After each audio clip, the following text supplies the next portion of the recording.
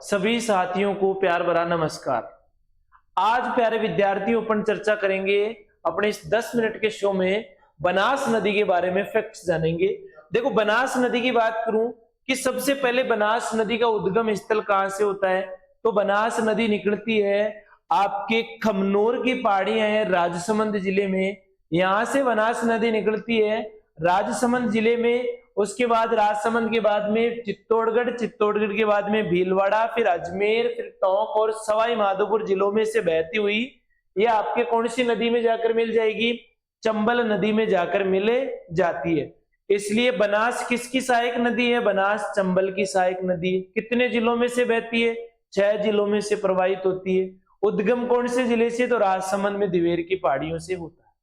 दूसरी चर्चा करें अपने कि बनास पर स्थित जो त्रिवेणी संगम है, त्रिवेणी संगम वह स्थान होता है जहां पर 3 वेणियां आकर मिलती है, वेणी नदी को कहा जाता है। तो 3 नदियों का जो संगम होता है उसको त्रिवेणी संगम बोलते हैं। राजस्थान में 4 त्रिवेणी संगम है, उनमें से 3 त्रिवेणी संगम कौन सी नदी पर है, बनास पे है। बनास का जो पहला त्रिवेणी संगम बनता है वो बनता है बनास आयड़ या बेड़च नदी जिसको बोलते हैं, और मेनाल नदी। तो बनास, बेड़च और मेनाल नदियां त्रिवेणी संगम बनाती है। वो स्थान है बिगोद भीलवाड़ा जिसको छोटा पुष्कर भी कहा जाता है। दूसरा त्रिवेणी संगम बनाती है बनास, खारी और डाई नदियां बीसलपुर, राजमहल कस्बे में टोंक जिले में स्थित है। उसके बाद तीसरा त्रिवेणी संगम देखो बनास नदी है, ये चंबल नदी है और एक सीप नदी है। रामेश्वर घाट, रामेश्वर घाट कहा जाता है, सवाई माधोपुर जिले में है। और रामेश्वर घाट को कहते हैं मीणा जनजाति का प्रयागराज। मीणा जनजाति है, उस मीणा जनजाति का क्या कहा जाता है, मीणा जनजाति का प्रयागराज कहते हैं। भाई किसको कहते हैं, रामेश्वर घाट को कहते हैं। ये भी त्रिवेणी संगम बनता है। तो ये 3 त्रिवेणी संगम है आपके कौन सी नदी पर, बनास नदी पर।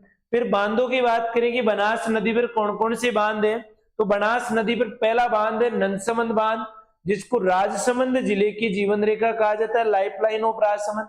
दूसरा बांध बीसलपुर बांध है जो कि टोंक जिले में है। बीसलपुर बांध राज्य की सबसे बड़ी पेयजल परियोजना है। और तीसरा बांध है सवाई माधोपुर जिले में ईसरदा बांध। आगे बात करें अपन तो देखो अब पढ़ेंगे इसकी सहायक नदियां कौन कौन सी है। तो देखो सहायक नदियों में सबसे पहली सहायक नदी है इसकी आयड़ नदी है। गोगुंदा की पहाड़ियों से नदी निकलती है आयड़ नदी, और उदयपुर जिले में उदयसागर झील में गिरती है। उदयसागर झील में गिरने के पश्चात जब ये निकलती है तो इसका नाम परिवर्तित हो जाता है और इसको क्या बोल देते हैं अपने, बेड़च नदी। तो आयड़ नदी उदयसागर झील में गिरने के बाद किस नाम से जानी जाती है, बेड़च के नाम से। बिगोद के निकट किसमें मिल जाती है, ये बनास में मिले जाती है।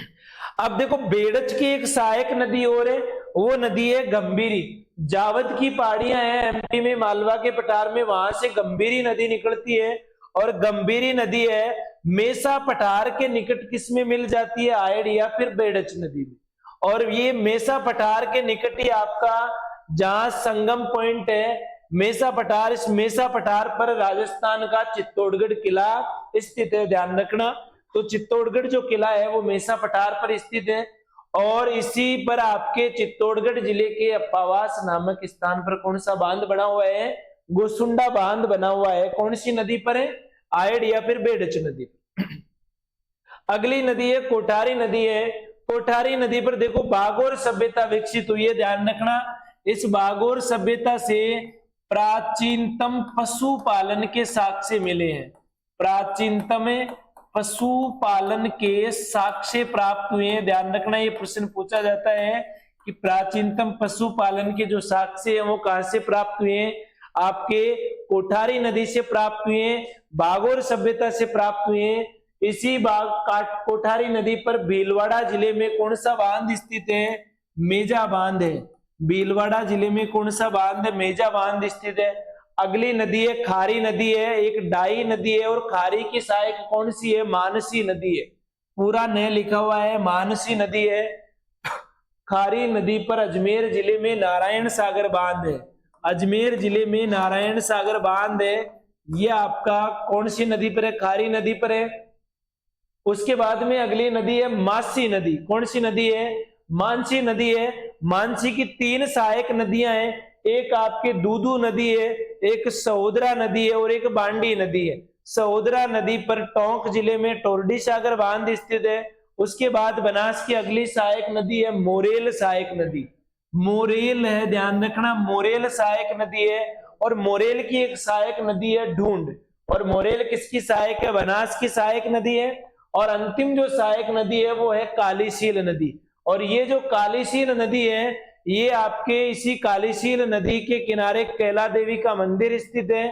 और आपसे त्रिकुट पर्वत के किनारे पूछा जाता है कि जो कैला देवी का मंदिर है वो कालीशील नदी के कौन सी पर्वत के किनारे है? तो त्रिकुट पर्वत के किनारे स्थित है। और अगले जाकर किसमें मिल जाती है? चंबल में मिल जाती है। तो बनास चंबल की सहायक नदी है। ध्यान रखना, बनास के उपनाम मिले हैं, इसको वन की आशा भी कहा जाता है, बनास को वन की आशा कहते हैं। इसी को वशिष्ठी नदी भी कहा गया है, वशिष्ठी नदी। और एक इसका नाम मिलता है आपके वर्णासा नदी। तो ये आपके कौन सी नदी थी? आपके बनास नदी थी।